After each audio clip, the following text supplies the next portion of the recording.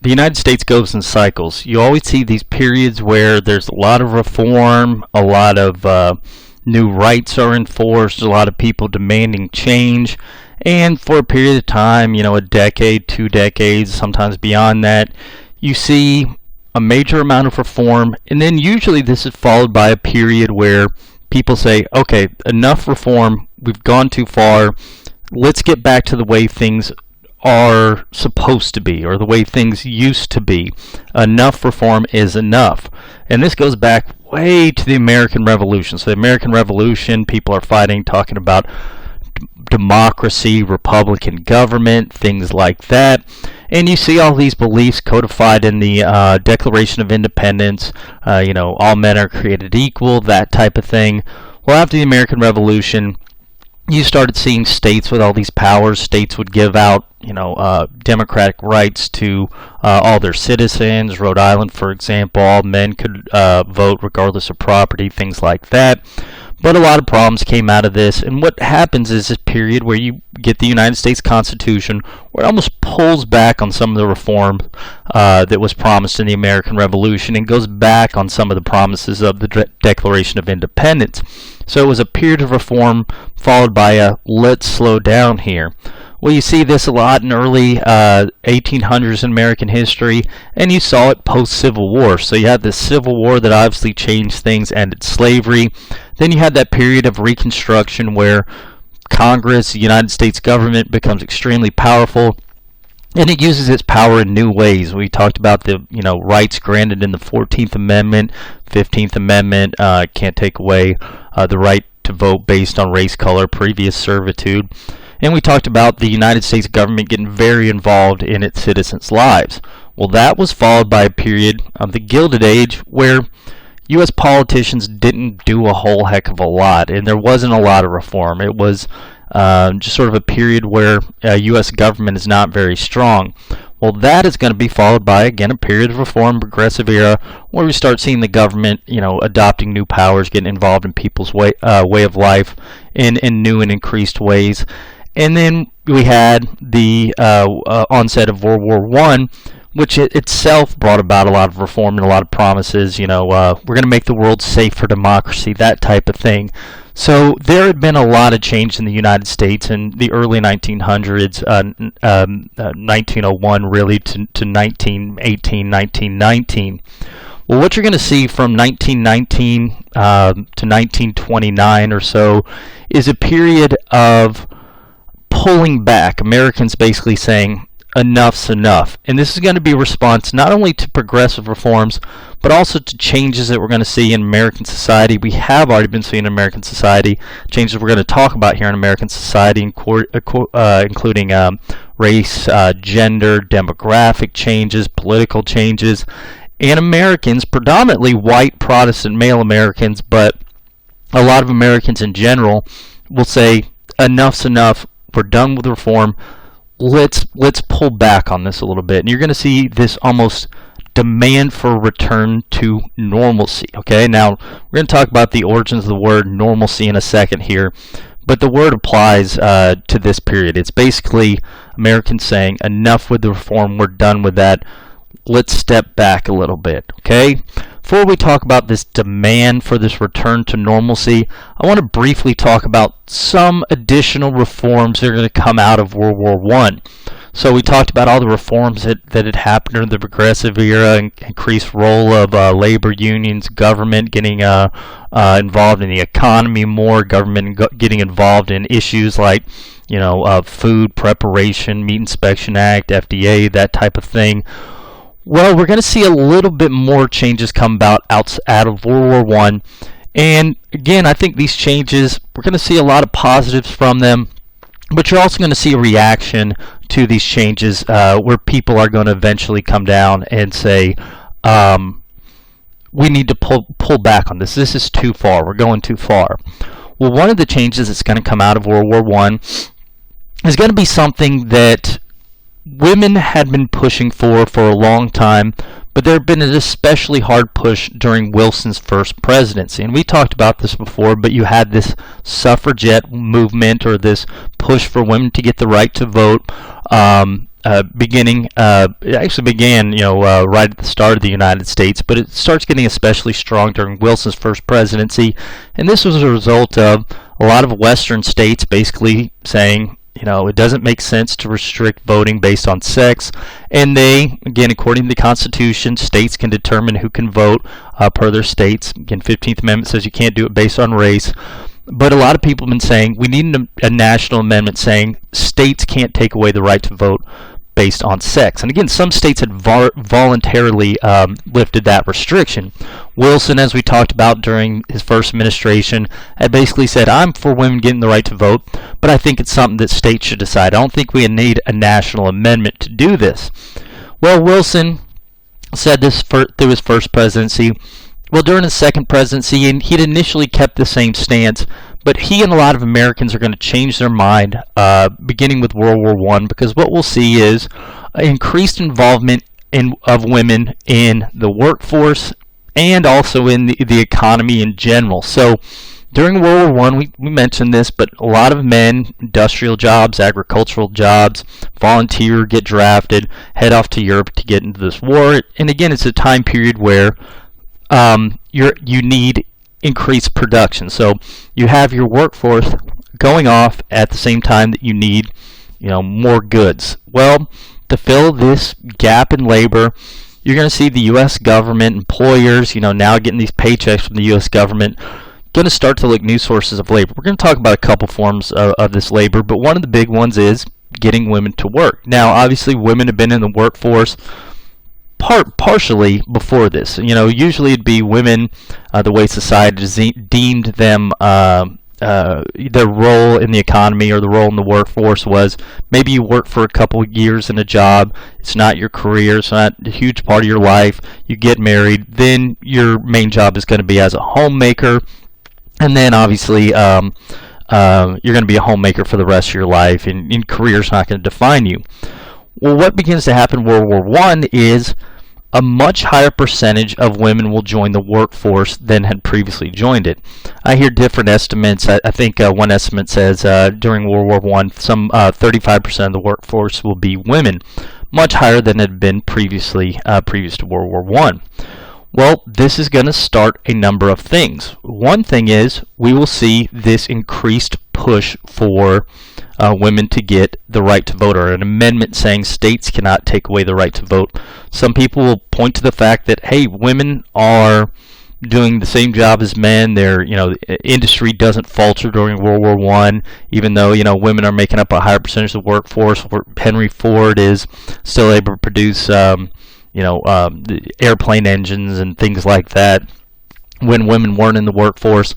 So society, the economy doesn't skip a beat when you add women, and they're contributing to American industry, American economic power. So some people say, we need women the right to vote because of this. Wilson will actually change his mind. In 1918, he's going to call for Congress to vote on an amendment. So in order to get an amendment, you need 2/3 of Congress and then 3/4 of states. Congress is going to vote. They're going to be one vote shy of approving this amendment. A lot of people are going to realize it's only a matter of time before this amendment gets through. But when the amendment is voted on in 1918, doesn't get through. But what we'll see over the next couple of years is it's about to get through. So you have women now performing in the economy. It's becoming apparent they're about to vote.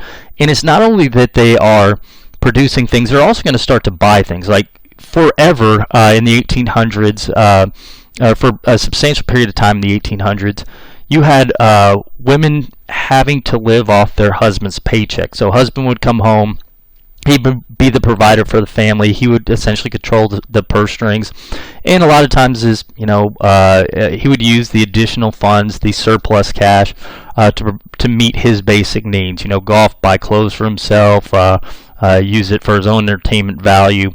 Well, now that women are going to be entering the workforce, especially during World War I, you're going to see them starting to control their own paycheck, and they're going to start doing the same things that men would do with their paycheck when they were the only ones bringing home the money. Women will start going out to restaurants just like men. They'll start buying clothes like men, as we're going to talk about.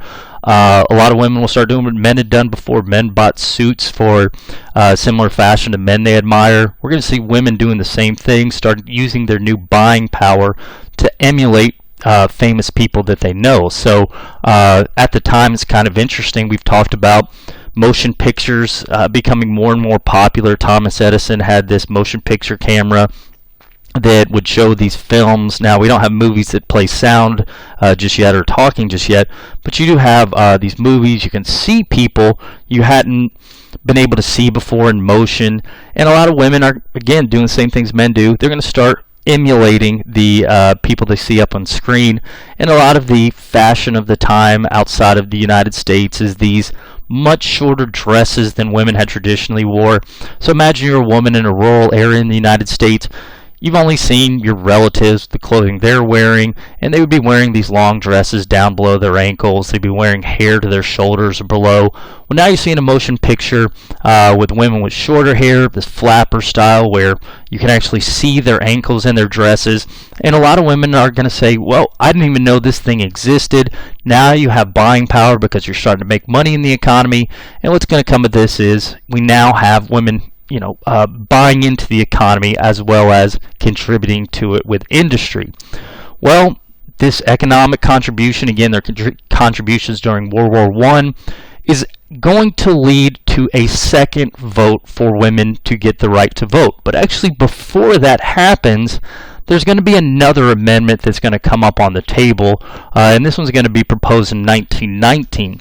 This is going to be an amendment where you're going to see some people pushing for the government to not only regulate alcohol, but prohibit the sale and distribution of alcohol throughout the United States.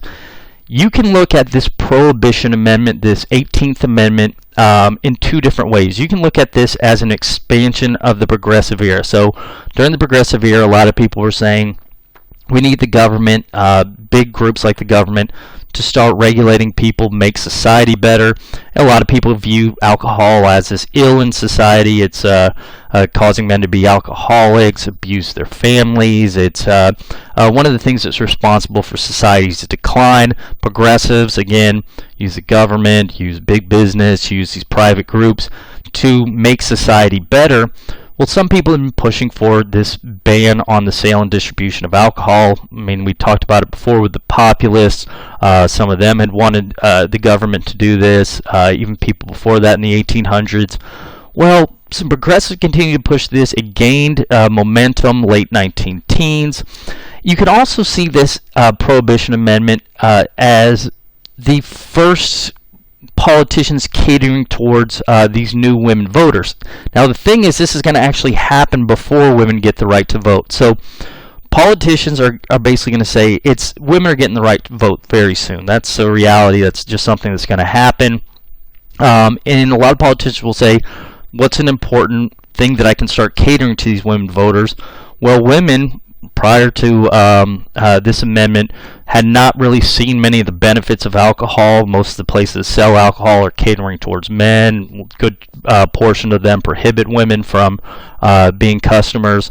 So they hadn't saw, the positives that could come from alcohol. They'd only seen the negatives: abusive husbands, husbands spending their paychecks on alcohol, husbands not coming home.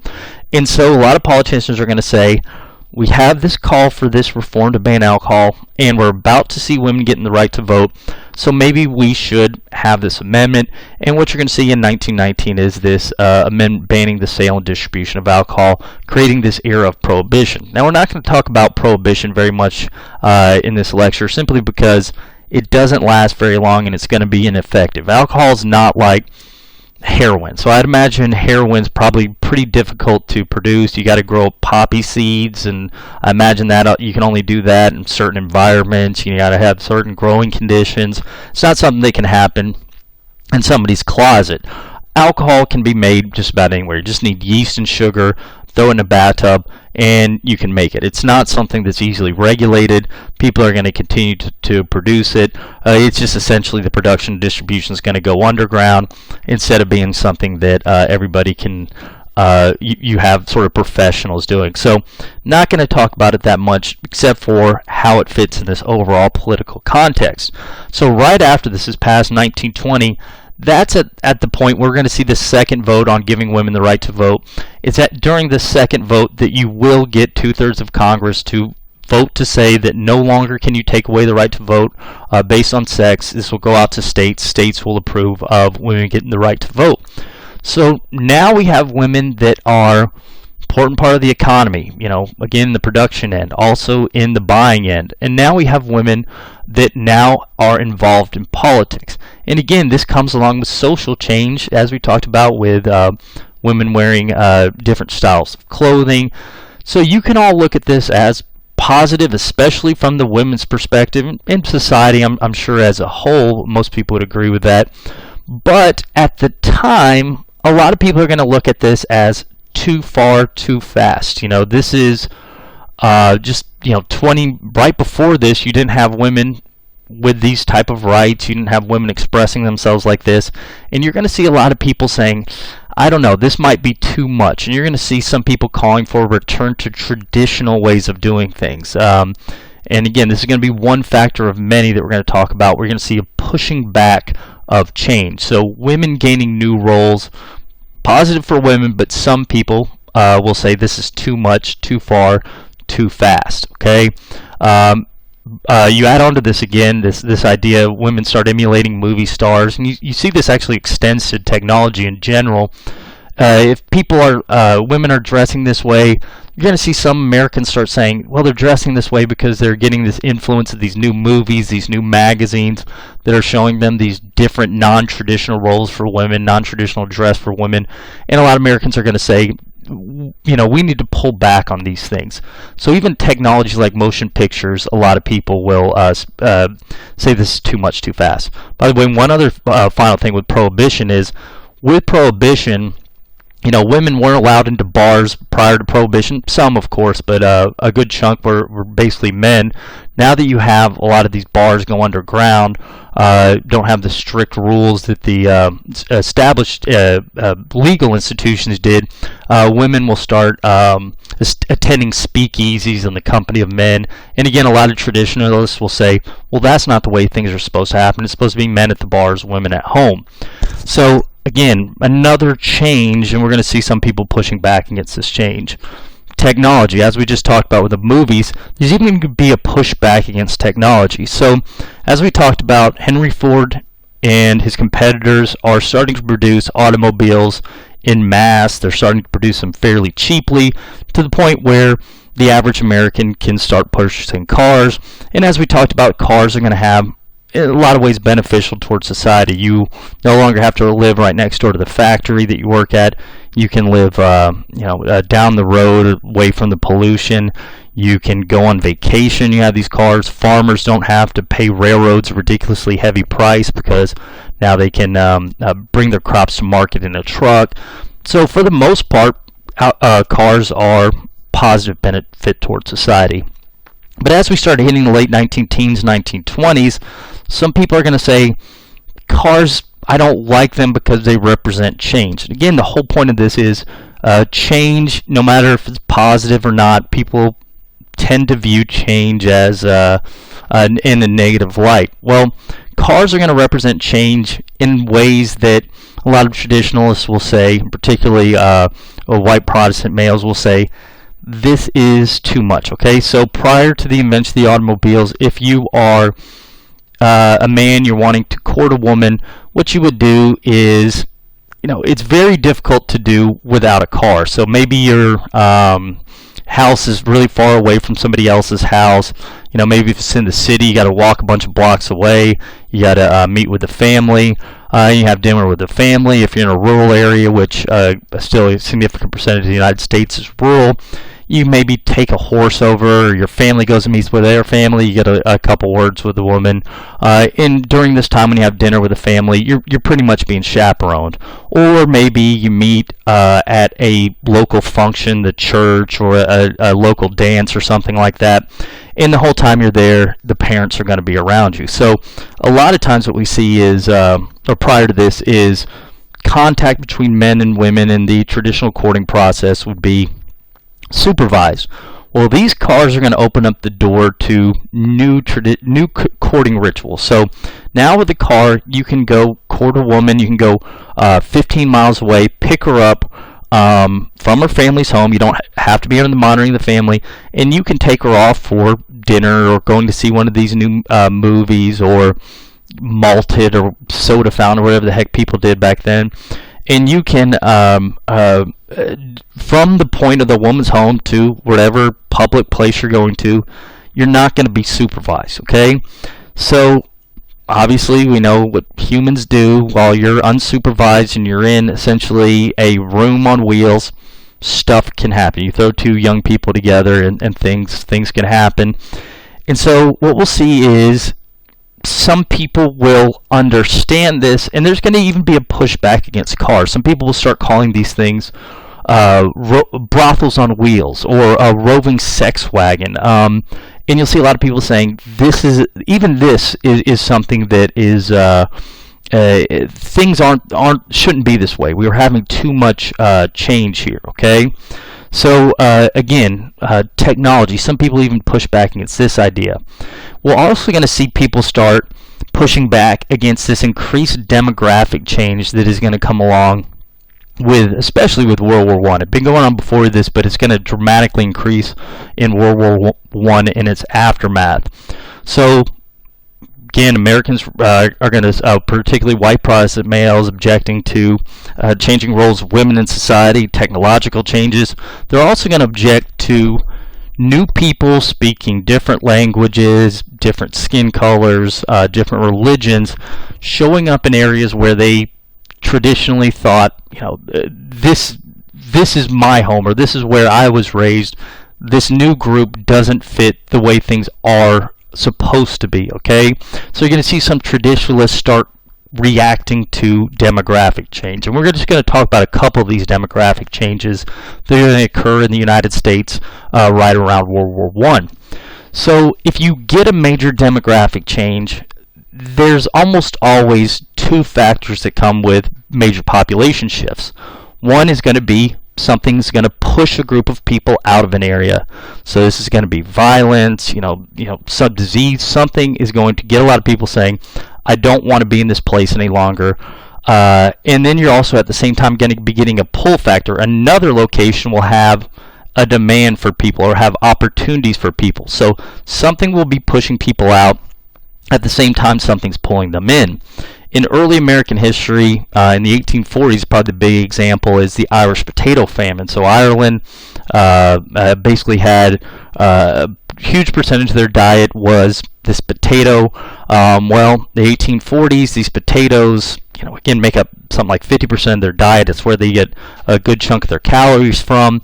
Ireland's population grows to the point where if the potato went away, there's not enough calories to go around for the people, and the people are going to die. Well, that's exactly what happens. The potato gets a disease. Potato crops fail across Ireland.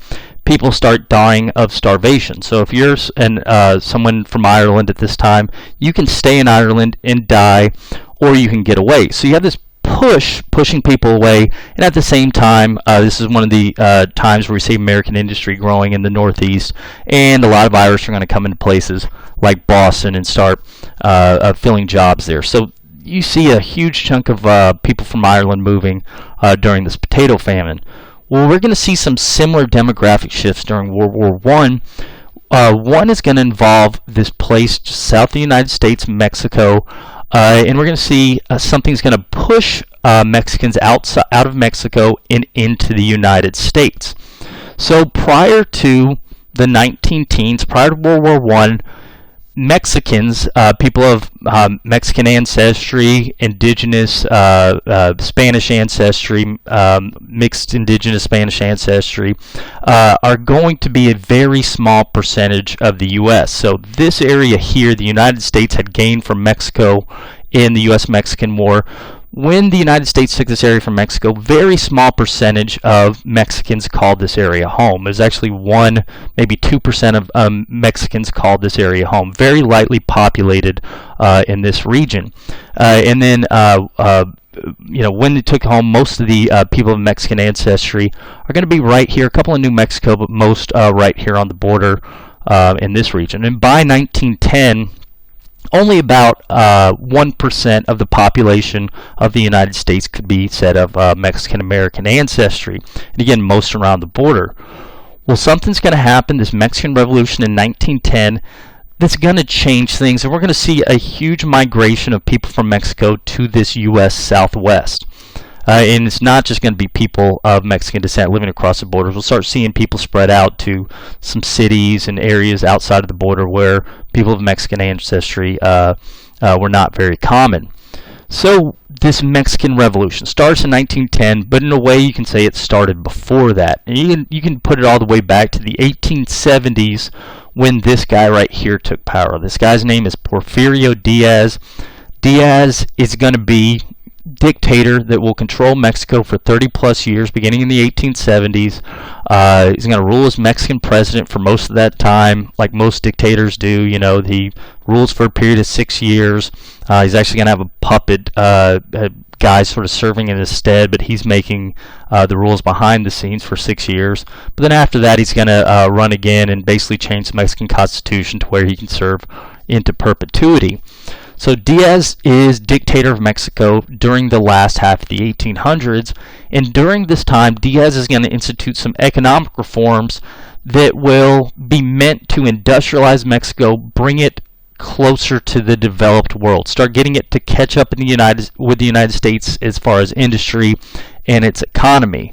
So to Diaz, the best way to support or to grow Mexico's economy is to support elite Mexican businessmen, grow their business, and you actually saw this in the United States. This was pro-business Republicans. They pushed the same idea: bigger, stronger your business gets, the more powerful you become on the world stage. Your country becomes on the world stage. So what Diaz is going to do is he will start using government policies to help Mexican businessmen, so this Mexican elite. And again, we saw the same thing in the United States, and the U.S. government supported businessmen, elites in the U.S. at the expense of workers, things like that. Same thing's going to happen in Mexico, but it's going to be like the Gilded Age in the United States on steroids. So in the U.S., you had workers, decreasing pay, increasing work hours. Things are generally bad. American workers unionize. Unions don't have very much success. And sometimes you saw the U.S. government step in to union and owner disputes. And usually, if they stepped in, they would sign it on the favor of owners. Well, you're going to see the Mexican government do the same thing, but it's going to go even further than U.S. politicians did. So what is going to happen in Mexico is, again, owners will start demanding more of laborers. Laborers are going to try to organize like American workers did, but Diaz is going to prevent that from happening. As a matter of fact, what happens during some worker strikes is workers refuse to work. They leave the mines. Well, start striking, preventing replacement workers from getting in. Well, in the U.S., maybe you would have workers arrested. Owners would hire Pinkertons occasionally. But what's going to happen in Mexico is Diaz will actually send out the army, and on multiple occasions, he'll actually kill strikers, say, we're not going to have workers' revolts.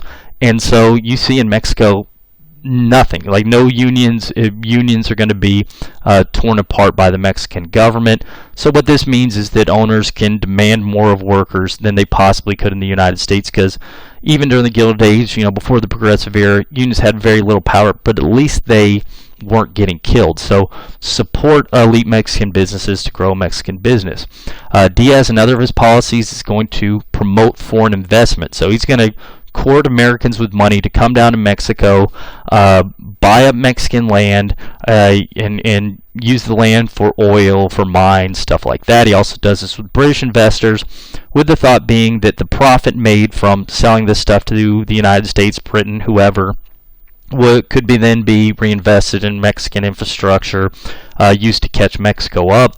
It's also thought that, if you come in, have an American investor who, let's say, is mining copper or something like that in Mexico, they've got to build railroads, things like that, to get the copper back to the United States. Once you get this infrastructure in place, that's going to help grow the Mexican economy. So get foreign investors in Mexico. Well, in order to do this, Diaz is going to, in some cases, have to bend over backwards to foreign investors, and he's going to have to do things at the expense of the poor Mexican population. For example, let's say a foreign investor comes in, wants to buy a portion of land. Well, a lot of times the people living on that land don't have title to the land. Like maybe they are of indigenous ancestry, they lived there before the Spanish came, they don't have a written language, so of course they don't have a deed. The Spanish come in, they never bother to get a deed during this time. It's just that they've lived on this land for generations. They know this is their home because it's where their grandmother lived, great-grandmother, great-great-grandmother, things like that. And so they don't have title to land. Well, American investment company, British investment company comes in, they don't see the title, they buy this land, they tell the peasant, you got to get out of here, this is now our land. So now you're thrown out of your ancestral home, and Diaz is going to say, sorry, so sorry, but this is the way things are. We want these investors coming in here, we think it's good for the economy. So all this means is workers have things bad in Mexico, even worse off than people did in the Gilded Age. Peasants are going to be increasingly poor. The Mexican elite are going to become increasingly wealthy. And again, the government's not going to be helping anybody out. So again, think of this as Gilded Age continued, but instead of having Teddy Roosevelt come in and make changes, you just had 30-plus years of Diaz, and things have gotten worse for the average Mexican, gotten better for elite Mexicans during this time. Well, it looks like 1908 to 1910, there's going to be some relief coming for this Mexican poor population, because in 1908, Diaz is going to announce that he's not going to run for re-election in 1910. So he'd been staying president with these basically BS elections that assure that he retains power. Well, in 1910, Diaz will decide that he is going to, or 1908, he's going to announce that he's not going to run for re-election, which basically is going to open up the election for someone else to win. Well, the guy that will take over, or will start campaigning to replace Diaz, is going to be this guy on the left. His name is Francisco Madero. Madero, you can kind of think of him in the Teddy Roosevelt vein. He's not talking about major reform. He's not talking about nationalizing Mexico's industries. He's not talking about full socialism or communism. He's just talking about reform. We need to regulate business. We need to make sure that foreign investors, they can't get away with everything they want, and we need to make some reach out somewhat to Mexico's lower class. So he's going to start campaigning for these reforms in 1910. Well, Diaz at the last minute is going to decide, all right, well, I changed my mind. I want to stay president of Mexico, and he's going to have Madero arrested. Well, it's at this point you had this Mexican population that had built up their hope over change. Now Diaz has basically swatted away that change, had Madero arrested. We're going to see these pockets of revolutionaries pop up throughout Mexico, and they're going to start fighting Diaz's forces. So you're going to have revolutionary population in the north and the south attacking federales attacking them back. Eventually, in 1910, this is going to result in, after a series of fighting, this is going to result in Diaz going into exile, leaving Mexico, which is going to open the door for Madero to be elected president. So you would think this is going to be the end of, and as president, he's going to start enacting reforms to help the lower classes. So you would think this would be the end of the revolution, but unfortunately for Madero, he's going to be a moderate, and this is a situation that's not going to be good for moderates. What you'll have when he takes office is some people are going to be resentful of his reforms. So like this guy over here, this general in the Mexican military, is a guy named Victoriano Huerta. He thinks, he's basically in the same vein as Diaz, he thinks Madero putting limitations on elites, making promises to workers, basically tolerating unions, he's too far left. He's going too far. He's going to ruin the economy of Mexico that Porfirio Diaz had to build. So this guy over here, he's too far left. Well, at the same time, Madero is going to have people on the left, people that are calling for nationalization of industries and installation of a communist government where people, the national government controls industry, and maybe, the government controls private property and make sure that wealth is equally distributed. People on the left are going to be saying he's not going far enough. So people on the left, communist, socialists, Madero, we need more than just regulated capitalism. We need a complete reform of the economic system. People on the right, you're going too far. You need to pull things back. You need to go back to what Diaz is doing. So again, sort of this moderate guy just getting it from both sides. Well, this is going to end up leading to Huerta assassinating Madero. Shortly after Madero is assassinated, Huerta is going to take over, but then he's later going to be exiled. Another president's going to come in. And basically what we'll see from 1910 to 1920 is 10 different heads of state of Mexico. When one guy gets in, the revolutionaries that don't like him will start fighting the revolutionaries or the government officials, whoever that do like him. And so what we have in certain areas is some revolutionaries fighting for communism that get upset when a moderate or get upset when a military guy gets in. We got the military will get upset if a socialist, communist, or whatever left-leaning guy gets in. And basically we got guys like Emiliano Zapata here in the southern part of Mexico. He'd be potentially calling for communism. He's going to get upset at certain governments. A guy named Pancho Villa in the north, he's going to be initially fighting for Madero. Later on, he's going to be taking on Victoriano Huerta. And these guys will have varying degrees of various ideas over what they think the government should be, and they get upset when a different government takes over. So what does this have to do with the United States? Well, while these people are fighting each other, the U.S. is essentially going to be watching from the sidelines, literally. So the U.S., this is a picture from El Paso. What will happen is during the various battles, either between federales and one revolutionary group or one revolutionary group and another, you'll see Americans simply just watching over it. Like Juarez, just across from El Paso, is the scene of a pretty big battle, 1910 and in 1911. And Americans just sit there and watch it from across the river. Americans, private businesses will be providing arms, making a good money from either side. So, here's some firearms federales, here's some firearms revolutionaries. So they're going to be profiting from the revolution. You'll also actually see the federal government step in occasionally. So when Wilson takes over, again, he doesn't want to deal with international matters, but at one point when Huerta takes over, Wilson doesn't believe that's very democratic. He's assassinated the democratically elected Madero, so he's going to support a revolutionary, Pancho Villa, start supplying with arms. But later on, Villa will be fighting against a guy that Wilson thinks is should be recognized as a president. U.S. will withdraw support from Villa. Well, this is going to lead to another interaction between the United States and Mexico during this revolution, and that's going to be in the form of border raids. So some of this time, this will just be, with revolutionaries, federales fighting one another. You're not going to have anybody watching the border on the Mexican side, so you'll see people just raid across and then steal cattle from the U.S. side or whatever, bring it back here. Some of this is going to be revolutionary, some's going to be bandits, but you'll see sort of this chaotic situation along the border. You actually see shortly after the U.S. withdraws support for Villa, Villa is going to lead a major raid into New Mexico in 1916 to get the goods that the U.S. isn't going to provide them. This will actually lead Wilson to send the U.S. Army briefly into Mexico to try to catch Villa. This is going to be unsuccessful in catching them, so the U.S. is going to end up returning to the United States. But this is essentially chaos on the U.S. border. So what's going to happen is state governments will start sending soldiers down to watch the border. This is actually going to be pretty brutal for the people of Mexican descent along the border. Like here in Texas, Rangers come down here in this population. Again, a lot of people that have been living here before the U.S. took the area over.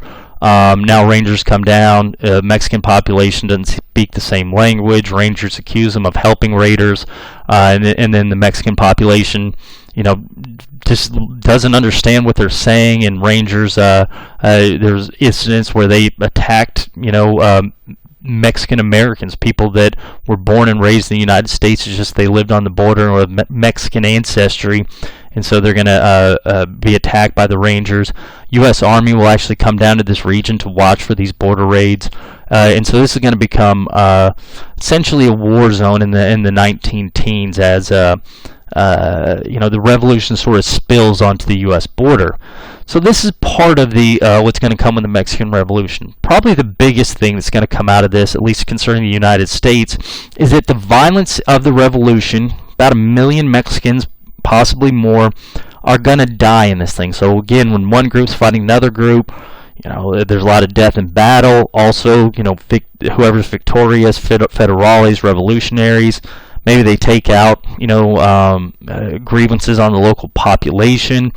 And so a lot of people are going to die. Well, this is going to get average Joe Schmo Mexican, who is going to be, I can stay here in Mexico and I can die, or I can go somewhere else. Well, initially in the revolution, there's not going to be many places to go, but in 1917, a lot of the workers down here in this American Southwest, they're going to be shipped off to go fight in Europe. Now you have this labor shortage at a time when you need additional food to feed to the U.S. soldiers and the Allies. So you're going to now see this call for jobs, and this push of the revolution and this pull of jobs will lead Mexicans into the United States, and we're going to see the Mexican population of the United States increase significantly. So from something like 1% of the population up to about 4% of the population in the 1920s. Again, if you ever want to see the difference in this, go to 1900 or so and put in the term the last name Garcia or something like that in a census, then return again at 1930, and you'll see a dramatic increase. This is again this massive migration into the United States. So this is again going to be good for somebody whose family, if you stay in Mexico, you could die. It's obviously good for you. Now you're going to come to the U.S. It's not like you're going to be making a ton of money, and you're probably going to be making less than the workers who left for war, but you're not dying. And again, a lot of other problems come up with it, but it's better than what you were facing in Mexico. However, there is going to be this reaction from people in this region. Again, this is a group that's coming in that is different skin color than me, speaks a different language than me, different religion than me. Most Americans are Protestant. These are Catholics. So that's going to get some resentment to these Mexicans that come over in the 19 teens. There's also going to be a problem because when you start seeing some of these agricultural workers return, now they're seeing somebody here that's working for less than them, and there's going to be some resentment towards that. So again, we're leading to Americans coming in, looking and saying, this is too much change. Things are different than they used to be. We'll also talk about there's another demographic shift at the same time this is happening, but this one is going to be concerning not a foreign country, but a demographic shift within the United States. So as we know, the most American industry is in this area. This is where we got Henry Ford, Ford Motor Company up here, a lot of his rivals up here as well. And we've got industry that's been developed over here for a long time. A lot of American industry over here. Well, as we know, the draft is going to call some of these workers over to start joining the army, going off to Europe. And as we talked about, some workers are going to be replaced by women. But there's still, even with the addition of women in the workforce, there's going to be a large demand for industrial jobs. Well, some of these industrialists, U.S. government's writing these checks, Henry Ford or whatever, we need to start pushing out these tanks. How do we meet our quotas or whatever if we don't have we need workers? Well, what some industrialists are going to realize is that there's a population down here in the U.S. South that may be willing to move to the north and might even work cheaper than the workers who had left. And this is going to be this African American population. So since Reconstruction, we've been talking about these push factors for African Americans in the South. So even though you have the 13th Amendment ending slavery, 14th Amendment, governments are supposed to provide equally regardless of race, 15th Amendment saying you can't take away the right to vote based on race, color, previous servitude, we've seen post-Reconstruction, when white Southern Democrats get back in charge, they came up with methods to disenfranchise blacks, including poll taxes, literacy tests, not explicitly taking away the right to vote based on race, but essentially, taking away the right to vote for poor whites and most blacks, and this led to now blacks in the South can't vote. And then you add to that, the violence, lynchings, things like that, general discrimination. And what this meant for most African Americans in the South is that you're relegated to being tenant farmers, manual labor. As we talked about, segregation meant you're not getting equal opportunity as far as education is concerned. So there's few opportunities for blacks in the South to better their social or economic standing. And this has been the case really since the end of Reconstruction. Well, draft happens, a number of African Americans will be drafted, but it's actually going to be a smaller percentage than whites simply because there are draft exemptions for poverty. If you're too poor, your family needs you to take care of them, so you're exempt from the draft. So you have a number of black workers down here that don't get drafted. Well, these recruiters from north will start going to these black populations and saying, if you move up north, you can get this fairly decent paying job. So come work at Henry Ford's factory. We'll pay you $5 a day or whatever, and this is going to be way more than you could possibly make as a tenant farmer. And you'll see a lot of African Americans, again, pushed by Jim Crow, pushed by segregation, pushed by disenfranchisement, now have this pull of jobs up north, and this is going to cause this migration. Some people call this the Great Migration, that will begin. You'll see it sometimes say right at 1900, 1910, but I'd really argue it's going to start about 1917, where you'll see a lot of blacks in the South start picking up to move to northern industrial cities to replace workers that have gone off to war. And by the way, they're going to end up staying in these cities because when the workers return, these black workers, again, the alternative is to move back south. You're willing to work for cheaper than white workers, and so they're going to end up doing the same job the white workers has left, but they're working cheaper, so the employers will end up continuing to employ them after the war. So this Great Migration begins 1917, and it's going to continue on until about 1970 or so. We'll talk about that later when we start seeing outsourcing, jobs moving overseas. And so it begins 1917, and it's going to continue on for until 1970, where black workers move from the South to industrial areas in the North, places like Detroit, Cleveland, Pittsburgh, Chicago, St. Louis, Kansas City, things like that. And in total, during this time, probably 6 million African Americans will move north. This is going to dramatically change the demographics of the South. So, for example, South Carolina, 55% black in 1910. Just a couple decades later, that number drops to about 30%. That's a lot of people leaving South Carolina for other areas. And at the same time, the population of blacks in the cities in the North are going to dramatically increase. So, for example, in Detroit in 1910, population is about 6,000. By 1930, it goes up to 120,000. So 6,000 to 120,000, and a lot of that's going to start about 1917. Now, the first African Americans that move to the North, generally going to be young males, as it is almost always in these migrations. So you come to these new cities, you are going to be making more money than you would in the South, and you are going to have more opportunities. You're not going to be disenfranchised from voting, but things obviously aren't going to be perfect when you get up here. There will be some people that will resent these workers coming in. A lot of this is going to be, black workers start moving into a neighborhood that's maybe an Italian neighborhood. Here's somebody that's different than me, somebody that's maybe working cheaper than me. And you'll see a series of riots actually come about as this Great Migration. This is a picture of a race riot that happens in 1917 in St. Louis, where a black neighborhood, a newly formed black neighborhood, is going to be attacked by whites coming from a neighboring neighborhood. Again, resentful of black workers working cheaper than them. Again, this is somebody different than us. And they'll attack and kill something like 39 blacks in this neighborhood. There's going to be even more race riots in 1919 when you start seeing soldiers return home from Europe. They find black workers in their jobs, and you'll see something like 20 different race riots where white mobs attack black areas of town in 1919. And there's going to be a couple more you'll see 1920s as well. So it's not like you're going north and things are going to be perfect. And again, as we're going to see, even though there's not going to be segregation like you see in the South, sometimes there'll be, cities will redraw lines around public schools to keep the black neighborhoods with their own public schools. So it's not like the situation is you're leaving the South and everything's going to be perfect in the North.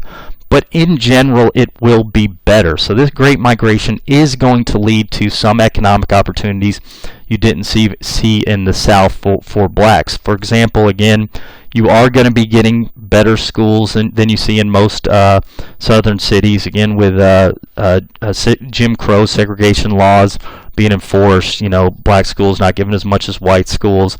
In the North, again, there's going to be still some geographical segregation, but there's still going to be more educational opportunities, economic opportunities. You're going to be making more work in a northern factory. Again, probably not making as much as white workers are making, but you still are making a decent money in a factory, more than you would be making as a tenant farmer. This is going to allow a bigger middle class to open up in the North than you saw in the South. Again, there are some blacks in the South that you would say middle class or elites, but after this Great Migration in the North, you're going to see a significantly higher, larger black middle class owing to these economic opportunities. And then again, education is going to open up additional opportunities for blacks in the North that you're not going to see in the South. Along with this economics and increased or larger middle class and upper class, you will see a black culture develop in the North that is different than what you saw in the South. It's not like the black culture in the South, it hadn't been allowed to develop, but money does mean some things. If you have expendable capital, then you can spend this on, items that aren't necessary for life. You can actually go out to restaurants, you can go out, enjoy music, things like that. And so you'll see in places like Harlem, New York, you'll hear about often this Harlem Renaissance, where you have new, unique forms of black expression emerge. You'll have black writers. Probably the most famous expression of black culture that emerges in the wake of the Great Migration would be jazz. Jazz clubs open up. Again, you can't have jazz clubs if you can't have people who can afford to go to jazz clubs. So this newly emerged economic power of blacks will contribute in that regard. And you also see come from this Great Migration is greater black representation in the national government. So during Reconstruction, there were a lot of black state senators, some black national senators, House of Representative members. But following Reconstruction and white Democrats taking over in the South, but basically or in reality, all black national offices were outvoted or got voted out. Again, if you have poll taxes, literacy tests, limiting black participation in voting, you're not going to see any blacks be elected to national positions. As a matter of fact, the last black House of Representative member managed to hold on to the 1890s in South Carolina, but he was finally voted out. Well, we're going to start seeing black representation not in the South following the Great Migration, but actually in the North. And the first black House of Representative member post, this Reconstruction, or I guess slightly after Reconstruction, is going to happen in 1928 with this guy Oscar DePriest. So Oscar DePriest had actually moved out of the South prior to the Great Migration. His family was one of the few that got out shortly after Reconstruction. His family moved north. They made their home in Chicago. Small black community prior to the 19-teens. But obviously, with the Great Migration, this community expands significantly, beginning 1917 or so, and increasing after that in the 1920s. And a lot of these black newcomers are going to look to Oscar DePriest. He and his family, and he's got these connections in Chicago because his family had lived there a long time, Well, he's going to leverage these connections to cater to this growing black community. And in 1828, he's going to be rewarded for this by being elected to the House of Representatives. So basically a whole district of Chicago will become majority black because of the Great Migration. And Oscar Dupree's first African-American since the 1890s will be elected to the House of Representatives. So again, all this means is, if you're African American in the South facing a lot of horrible stuff, go to the North. Not perfect, but generally better. You do get more political representation, expanded cultural opportunities, things like that. But again, if you're somebody who's not African American, you're maybe somebody from a neighboring neighborhood, this is change. And so, again, we're leading up to this time period. We're going to see a lot of Americans, particularly white Protestant males, react negatively to this change. Final thing we're going to talk about as far as demographics is concerned is going to deal with immigrants are going to start coming in from Central Europe, Eastern Europe, Southern Europe. And this is going to be different than most white Americans. Most white Americans are of English ancestry, French ancestry, Northern German ancestry. What you're going to start seeing as a result of World War I is increased from other areas of Europe. So World War I tears apart Central, Eastern, and Southern Europe. Just the war is particularly harsh there. Families lose their sons. Their farms are ripped up by one army or another. And a lot of people are going to look around and say, I have nothing left here. I'm going to go look for opportunity. The United States is one of the economies that managed to survive World War I. Again, France is ripped to pieces. German economy is crumbling with the Treaty of Versailles. Britain has its own issues as a result of World War I. The United States economy had largely survived World War I intact. There's a lot of jobs there. So this is going to mean Russians, Poles, stuff like that, Czechs, things like that, are going to start leaving Europe, and they'll start going to the United States during World War I and even more right after World War I. Again, these groups are going to be different ethnicities than most white Americans. They're also going to be different religion. Again, most Americans are Protestants. These will be Catholics, speaking a different language than most English-speaking Americans. And this is, again, positive for these groups because they're escaping the pretty horrendous conditions in Europe. But for, other Americans are going to look at this as, this is another change, this is a negative thing. And again, you can see sort of racism, bigotry here, but there also is going to be the idea that, again, these workers will work for cheaper than American workers. So a lot of people, factories will hire them because they can hire them for cheaper because, again, the alternative is go back to Europe and die. So a lot of Americans are going to become resentful for that. There's also going to be resentment because some of these immigrants will bring radical philosophies to the United States. So in Europe, particularly Eastern Europe, Southern Europe, you start seeing a lot of adherence to this communist ideology that had been pushed in Russia, where you have, Lenin had led to this Russian Revolution, 1919, 1920. That's pretty much becoming cemented, where the workers have taken over Russia, socializing, creating this USSR that we'll talk about later. So these workers take over, and this communist ideology has been popular. Well, a lot of the immigrants leaving Eastern Europe, a lot are leaving Russia, a lot are actually escaping the Bolsheviks, and they suffered during this revolution. So they're getting out of there, but some are going to be bringing that philosophy with them. So a lot of immigrants come in and they're pushing socialism, communism, which in the United States, U.S. is generally conservative in the sense that it doesn't push for dramatic change. So we talked even during the heart of the Gilded Age, you only had a small percentage of people voting for socialist candidates, and even smaller for those communist anarchists. So when these immigrants come in, and some people, and again, immigrants are going to come in, slide at the bottom of the economic ladder, and some of them are going to be pushing for communism or socialism. This is going to cause resentment and distrust, and a lot of Americans will look at this as, these people are bringing in socialism. So this is maybe East German socialist, Polish vagabond, something like that.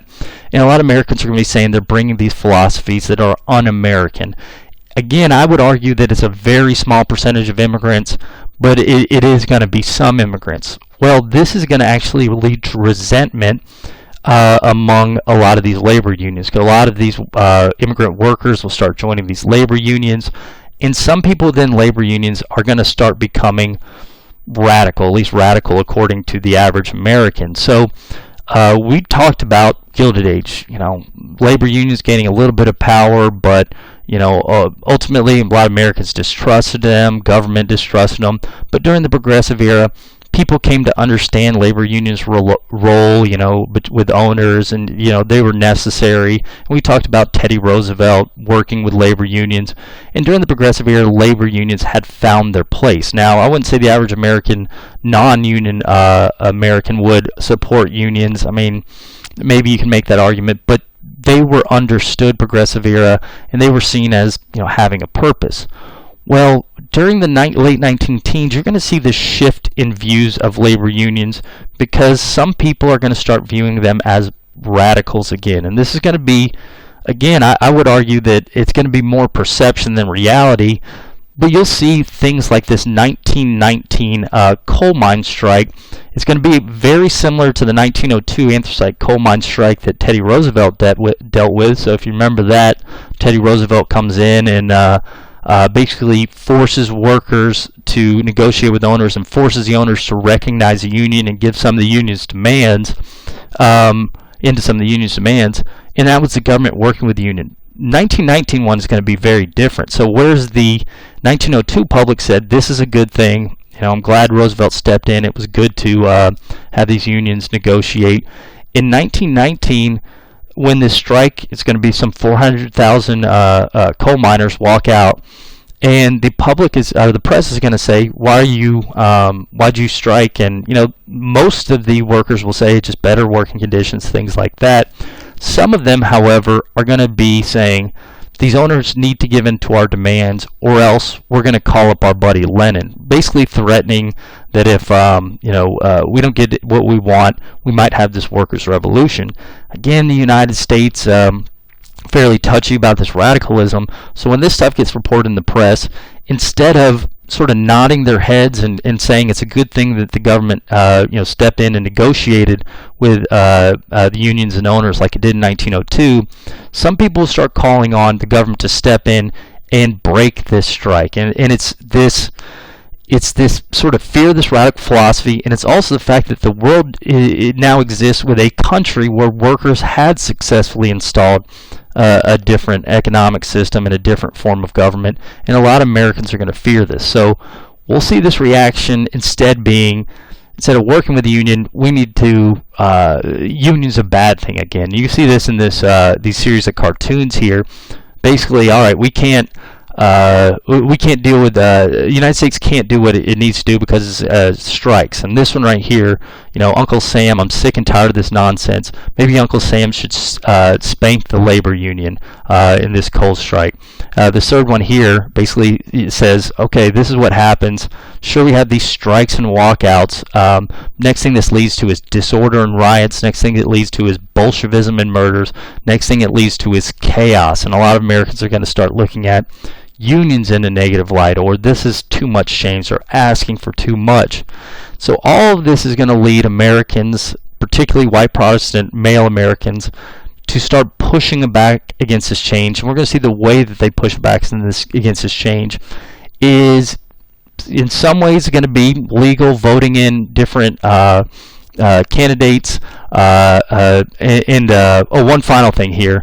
Some of this fear of these immigrant groups and these communists or something is going to be sort of, I think is exaggeration, but some of it's going to be real. Like, for example, in September 1920, a group of communists, we think, we don't have 100% proof, but we think in 1920 a group of communists pulls a cart up to Wall Street, loaded with explosives and shrapnel, sets it off. Again, Wall Street, capital of, or heart of U.S. capitalism, killing some 30 people, injuring over 100 others. So it's not like this fear is completely unfounded, but you're going to see a lot of people saying, we need to do something about this. And this is going to lead people to vote people in office. They're going to call for return to normalcy. And it's also going to lead some Americans, again, white Protestant males predominantly, to start looking to extra legal means to return society the way it should be. And we'll talk about that another time. Again, just think about these changes in society. Most of the for the people involved, positives, but a lot of people in the U.S. will view this as too much change, and so we get this period in the 1920s where drawing back of the progressive era that we've been talking about.